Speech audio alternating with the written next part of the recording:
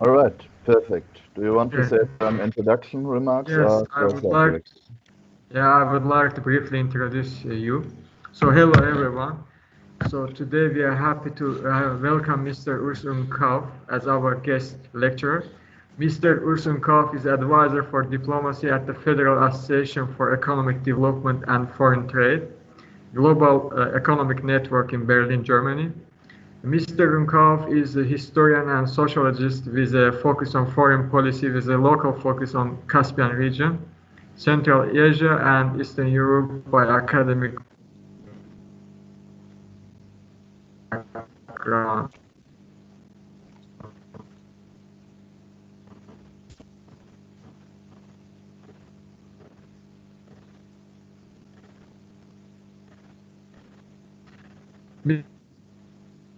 Mr.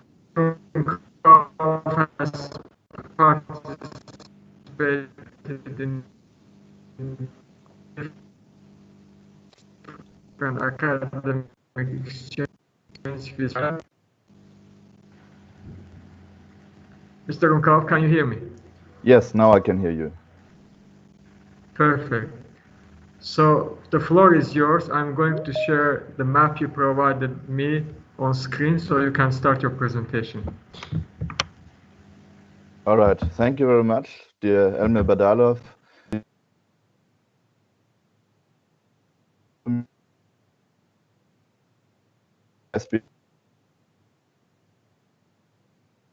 The next approximately 1 hour is the role of the Caspian region in the energy security of the European Union. This is a topic which is quite important, as we have now the German presidency of the European Union Council, and that is definitely a topic which should be focused and which should be viewed also in this background. So the way we're gonna deal with this topic is you can see the map I have provided for just to have a physical image on the region to see the 5 countries we are talking about, which are the Russian Federation, the Islamic Republic of Iran, and the republics of Azerbaijan, Kazakhstan, and Turkmenistan. So the Caspian region in general includes these 5 countries. There are other approaches if you talk about the wider Caspian region, which may also include countries like Uzbekistan, Turkey, Georgia. But the decision, as we have a limited time, was pragmatically to focus on the countries which are directly neighboring the Caspian Sea. So the Caspian region was described as a post-Soviet environment and a hybrid market, which is developing rapidly in the last decades, especially in the sectors of fossil fuels, but not only, as the fossil fuels of crude oil and natural gas play a main role in this region, which I will explain later. But also, there is a trend to diversification of the national economies of the respective countries. The Caspian Sea is bordered by these 5 countries. It holds a surface of 300,071 square kilometers. The Caspian Sea is located in the center of Eurasia, and with this surface, it is bigger than Germany and the largest lake in the world. From north to south, the Caspian Sea is about 100,000. Is about 1,000 kilometers, 1,030 kilometers, and from east to west, the average distance is 320 kilometers. The water surface of the Caspian Sea is 27 meters below the sea level, and the salt content is about 1/3 of the salt content of seawater. Sea, for actually a lake and not a sea, as we are talking about Pacific or Atlantic, for example. There is no outflow of water, which merely evaporates on the surface. The Caspian Sea is one of the geopolitical most significant lakes, if not the most significant one, due to its natural resources, mainly but not only crude oil and natural gas, but also luxury products like the world-famous caviar, fishes, and a rising tourism sector. For example, Chaluz and Ramsar in Iran or Avasa in Turkmenistan. So there's been a lot of tourism infrastructure developments within the last years. And I think after the COVID-19 pandemic will be overcome, there will be even more touristic activities within this region. So the Caspian Sea holds 3% of the world's proven oil reserves and 5% of the world's natural gas reserves. It has a crucial role as an exporter of these fossil fuels. For example, according to the numbers of the World Energy Council's current yearbook, in 2019, 27% of Germany's crude oil was imported from Russia, and 6.3% of Germany's crude oil was imported from Kazakhstan. And this already shows us that those countries bordering the Caspian Sea have a significant importance for the supply of European countries. So let me just briefly look back into the history, as I'm a historian, and just in order to understand how the Caspian Sea has become more and more relevant, especially after the collapse of the Soviet Union. So in 1917, there was the end of the Tsarist Empire, and in 1922, when the Soviet Union was founded, there was the nationalization of oil production facilities and the refineries, which were at that time mainly in and around Baku. So if we look into the first half of the 20th century, there was the Azerbaijan as the main player in the field of fossil fuels in the Caspian region. In 1991, when Soviet Union collapsed, the independence of the republics, which were formerly founding the Soviet Union, has created a totally new environment. During the Soviet era, the Caspian Sea was, if we exclude Iran in this respect, but it was more like a internal Soviet affair, because all those territories which are today independent states were at that time belonging to the Soviet Union. So after the collapse of Soviet Union, new leaders arose. We had Haidar Aliyev as the national leader in Azerbaijan. We had Nursultan Nazarbayev in Kazakhstan as the first president, and Sapar Murad Niyazov as the president in Turkmenistan. And all three of these political leaders understood very well the geostrategic importance of fossil fuels laying in the Caspian region. Thus, the Shah Deniz and Absheron natural gas fields in Azerbaijan were finally developed in addition to the rich oil reserves, which were already there. In Turkmenistan, oil and natural gas deposits were developed on the Chitlin Peninsula and the Kashagan oil field in the coast of Kazakhstan. So those were at that time in the post-Soviet era the main projects to develop the fossil fuel sector in the Caspian region. The governments of those states concluded contracts with foreign oil companies in the form of production sharing agreements. And companies such as British Petrol, Eni from France, Royal Dutch Shell, ExxonMobil, and Total were granted production concessions and paid the governments a share of their revenues.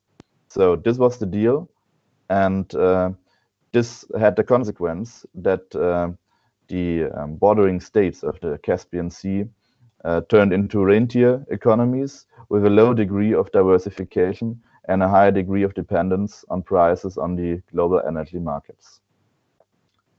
The rich income enabled the financing of prestigious urban development projects such as the White Marble City Center in Ashgabat, or the construction of the new capital of Kazakhstan, Astana, in 1994, since last year named Nur-Sultan.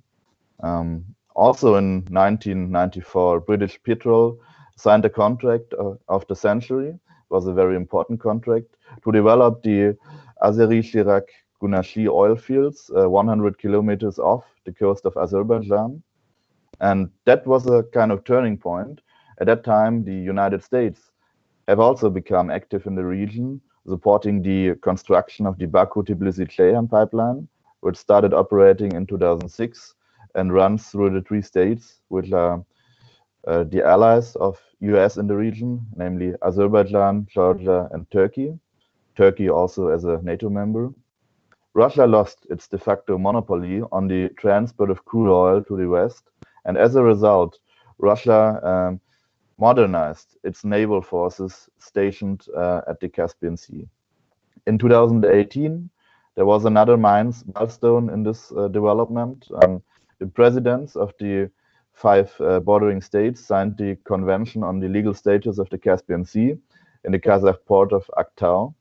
According to this agreement, the Caspian Sea is neither a sea nor a lake according to conventional maritime law definition. However, the rules governing international maritime borders apply in the same way as for internal waters. And this also included the aspect of security policy that only ships of bordering states are allowed to use the Caspian Sea, which weakens in particular the position of the United States in the region, which are therefore not able to be present with their own military and defense forces. So today, 30 years after the collapse of the bipolar world, the geopolitical balance of power in the Caspian region is being redistributed along 2 axes. Russia and Iran form one axis from the north to the south direction. For both, the Caspian Sea is of primary military importance because both countries, Russia and Iran, they do have other access to crude oil and natural gas resources and also access to the world's oceans. So in 2015, for example, there were cruise missiles fired from the Russian frigate Dagestan into Syria. And this already shows us that there is a strategic importance not only for the directly neighboring countries of the Caspian Sea, but also when we look on questions like the stability and development in the Middle East or the stability in the South Caucasus. And this is of significant importance because this also is a link between a region which is rich of fossil fuels and also rich of geostrategic potential. And I've talked about the north-south axis between Iran and Russia, which are developing their interests in the same direction regarding the current state of the Caspian Sea. The second axis runs from west to east and covers Azerbaijan, Kazakhstan, and Turkmenistan. This is mainly focused on the use and the exploitation and production of natural resources and the development of regional infrastructure. The logistics sector represents a core industry for these 3 states in order to reduce their heavy dependence on fossil fuels in the future. The crossing of the Caspian Sea is planned since 2013 in the Chinese Belt and Road project and in the Middle Corridor initiated by Turkey. The newly created infrastructure includes the new port complex in Turkmenbashi, the modernization of Kazakhstan's port facilities in Aktau and Kurik, and the new port in Baku, as well as the Baku-Tbilisi-Kars rail link. So we see that in the last 5 to 7 years, there have been an enormous potential which was developed in order to make the Caspian region an interconnective region between Eurasia and the Far East, also between Europe and the Eurasian continent, and about these of security, especially energy.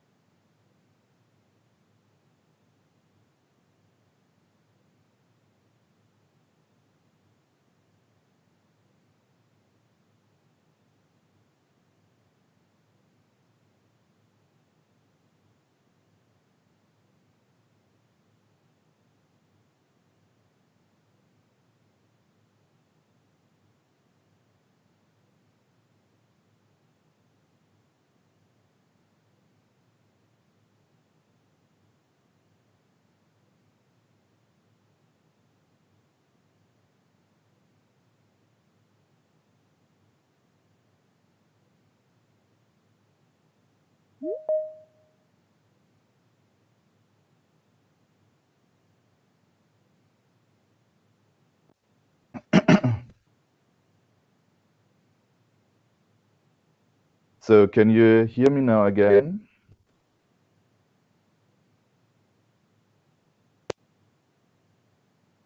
Can you hear me?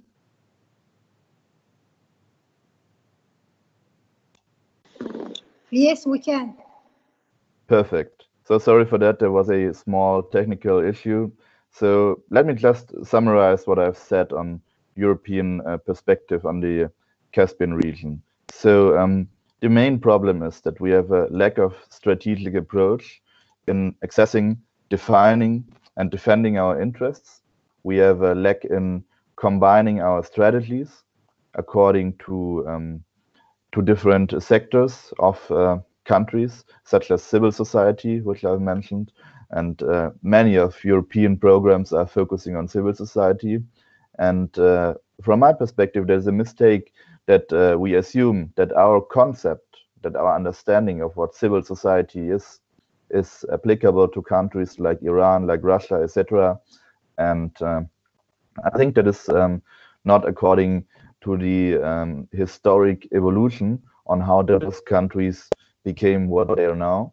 And we should think in other terms. And therefore, we also need, and this is what I also want to give as a valuable thought to my friends and colleagues from Western Caspian University, and therefore I highly appreciate talking with you about this topic today. We need more cross-regional academic exchanges. We should have, as soon as the pandemic is over, a joint conference between European research institutions and research institutions from Azerbaijan, from Kazakhstan, from Iran, etc., in order to discuss how a joint approach on defining interests, defining also economic interests, but also guidelines for a political future. We should do that together because we need more global cooperation after this pandemic in order to overcome the problems we even have without Corona. So, and this is, with that, I want to conclude.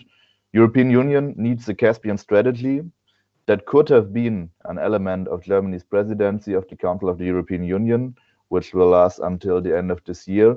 At the moment, I see, as I've already said, the main focus on fighting the Corona pandemics.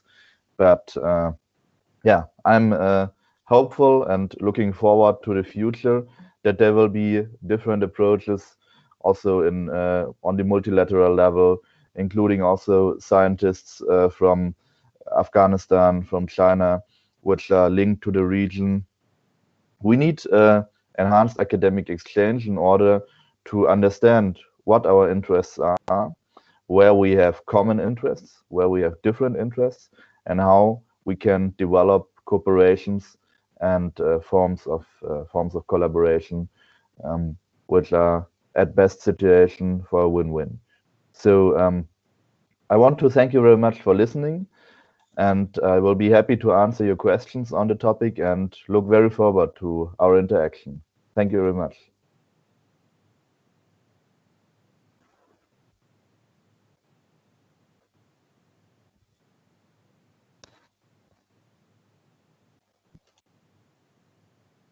For very interesting presentation. Although we have had some technical issues, I think the content you introduced, you presented during the presentation was very interesting. So before asking our audience to ask their questions, I would like to ask a question by myself. So my question is, how do you evaluate the perspectives of Trans-Caspian pipeline in future? Do you think there's a possibility after the agreement signed on legal status of Caspian Sea? Well, as I've said, at the moment that might be difficult because we have two players. One is a global player, Russia. The other one is a regional player with a tendency to hegemonia, Iran. And those two players do not have an interest to support these plans to build another pipeline. We have Turkmenistan, which always intended to export its natural gas towards the West, but which all failed. And Turkmenistan is mainly focusing on its increasing exports towards China, and if there can be found a solution for the Afghanistan conflict and for the situation in Kashmir to the TAPI pipeline, Turkmenistan, Pakistan, Afghanistan, India. But for the pipeline you mentioned, at the current level of agreements, I do not see really a push forward, but also not backwards. So we will remain at a stable situation, at least, with the ACTAO agreement. Okay. So are there any more questions?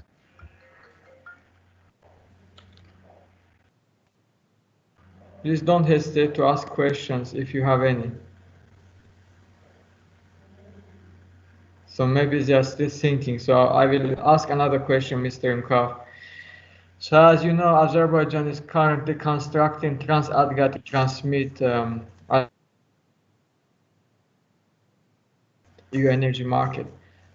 To what extent do you think Azerbaijani gas is crucial for Europe? Do you think that it's going to have an impact on the price on EU energy market, or geopolitically how it would influence the monopoly of Gazprom in EU energy market? I think the share of Russian gas exported to Europe will decrease in the upcoming years, and therefore it is understandable and legitimate that Russia insists on building the Nord Stream 2 pipeline.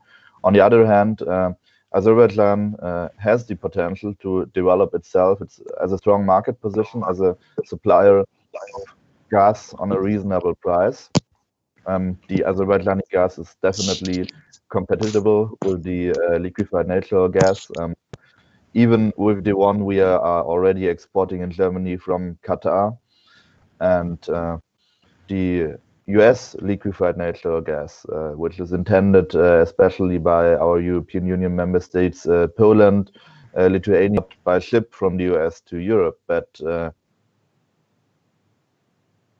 it's attractive enough. And if other European Union member states want to buy more expensive fossil fuels for political reasons, it is of course their freedom to do that. But speaking from a German perspective, I think that enhancing our volume of gas imported from Azerbaijan could be a smart solution for the future of our supply. And even if we're discussing about exiting oil and gas, we have now exited coal. We have already years ago exited the nuclear power, also in difference to many other European players such as France. And I think we will need fossil fuels for 40, 50, maybe even 60 more years. So that makes a working perspective, a business perspective for, let's say, 2 more generations. And afterwards, we can discuss about renewables. But in this time, in this regard, I think Azerbaijan's role as a supplier will increase. Okay. Are there any more questions?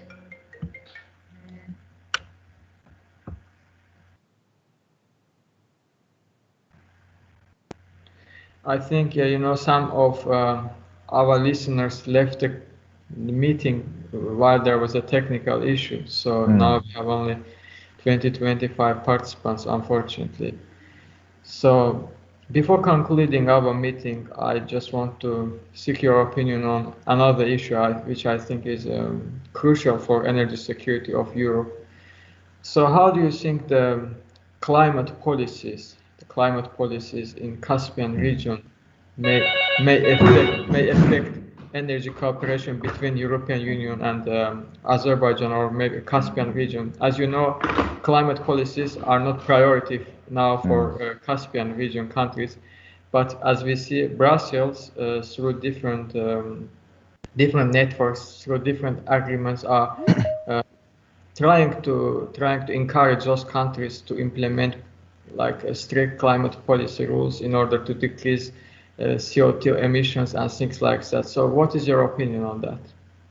Yeah, thank you for the question. That's a very good one. And I should have already said that I'm not talking about the environmental issue in this lecture, because that would be subject enough for a whole seminar.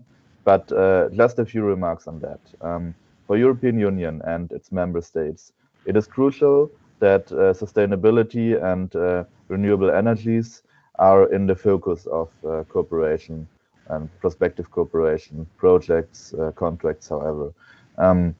At the moment, we have a transition, as I tried to outline, that there is already a political understanding that we have a transformation in the countries Azerbaijan, Kazakhstan, and Turkmenistan to post-oil economy, maybe post-oil and not post-gas. This is also important to see the different strengths and the different aspect of oil and gas in this regard. Also, regarding the fact that there are many technologies in the recent years having been introduced to the companies for producing green gases, for producing climate-friendly gas, for example, through the reduction of methane emissions when producing the gas. So there's a lot of technical development also.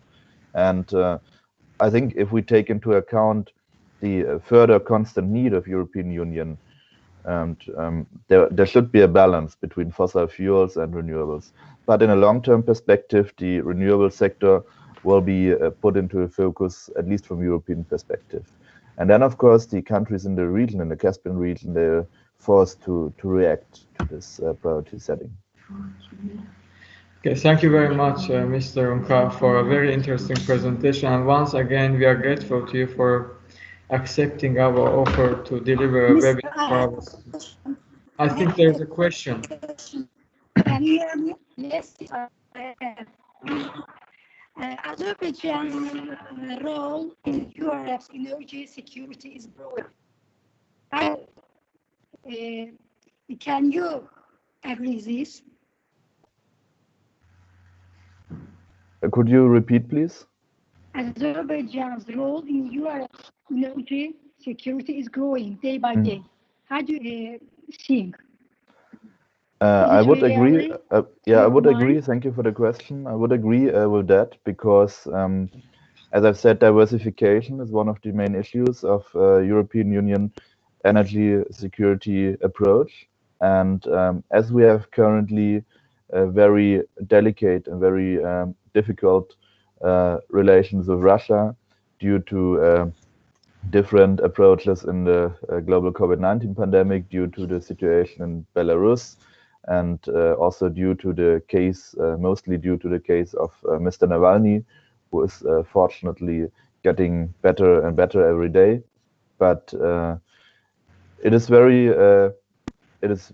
clear for us that we need to strengthen new partnerships, that it cannot only be Russia. Russia will remain an important player in the supply of European Union. But with the sources we have, we even have a small production of gases in Germany, but that is far not enough to fulfill our need for supply. So we have a strong partnership within European Union, also for oil with the Netherlands, with the United Kingdom, and in North Africa, Libya has played a significant role in the past and still is delivering at a certain extent. So, but I think Azerbaijan and also Kazakhstan, when it comes to crude oil, are major partners for the next 20, 30 years, despite the fact that there is this internal situation within the Caspian Sea, and there is the interest, as I've outlined, of Russia and Iran, not to build new pipelines in the region, but Kazakhstan and Azerbaijan will definitely become more important for the German supply. And I think the German supply is also a question of importance for the European energy security. Okay. Thank you very much. You're welcome. Are there any more questions? So I assume there are no questions anymore. So once again, thank you very much, Mr. Unkauf, for being a part of this webinar. We are grateful to you, and we hope we will continue to cooperate with you in future, and it will be hopefully the first of many lectures, webinars you deliver for our students. Thank you very much. And I would like to end this meeting, and I would like to thank all participants for attending this meeting. Thank you very much all. Thank you very much, and all the best to your faculty, to your students in continuing your studies, and I'm looking forward to our future cooperation. Thank you very much, Amir. Bye, thank you. Bye, thank you.